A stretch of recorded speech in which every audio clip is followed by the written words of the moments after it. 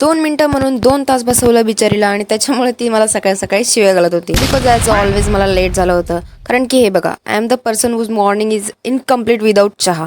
त्यामुळे जर चहा नसला ना तर मी घराच्या बाहेरच निघत नाही. आणि चहा झाला नव्हता म्हणून मला लेट सुद्धा झालं आणि हिला तसंच बसावं लागलं. तर एनिवेज, दर सॅटर्डे प्रमाणे आपण यावेळेस सुद्धा ज्युनियर्सला शिकवण्यासाठी चाललो होतो. तिकडे गेल्यावर आम्हाला रिअलाइज झालं की भाई रोज लिफ्टने जायची सवय लागली ना, 3 मजली सुद्धा आम्हाला चढून जाता येत नव्हतं. त्याच्यामध्ये पण आम्ही रडत रडत गेलो वरती.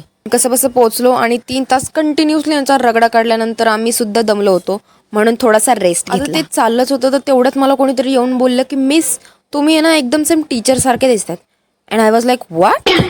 नंतर मी स्वतःला बघितलं, म्हटलं भाई खरंच मी टीचर सारखी दिसते, फक्त एक चष्मा आणून दिला पाहिजे होता, सेम पाटील मॅडम दिसली असती. पण मग असं बोलता बोलता टाइम निघून गेला. मग नंतर लेक्चर घेतला आणि डायरेक्ट आम्ही तिथून निघालो आणि रस्त्यावरून चालत असताना आम्ही काही गप्पा बसणाऱ्यातल्या नव्हतं. त्याच्यामुळे गाणं बोलत बोलत चालत होतो आणि समोरून डायरेक्ट गाडी आली. म्हटलं जाऊ दे भाई, जास्तीत जास्त काय करणार आहे, फक्त टक्कर तर दिली असती. त्याच्यामुळे आम्ही चिल होऊन परत गाणे बोलत चालत आणि डायरेक्ट गेलो भाजी मंडीमध्ये. बिकॉज ह्या मॅडमला भाजी घ्यायची होती. आता तिला वाटलं की मला भाजी घेता येते आणि मला वाटलं की तिला भाजी घेता येते, म्हणून आम्ही दोघी पण एकमेकींच्या सोबत गेलो. पण तिकडे जाऊन आम्हाला कळलं की आम्हाला दोघींना सुद्धा भाज्या घेता येत नाही. म्हणजे झालं मग काय, इकडचं तिकडचं उचललं काय पण आणि टाकलं आणि तशीच भाजी घेऊन डायरेक्ट घरी यायला निघालो.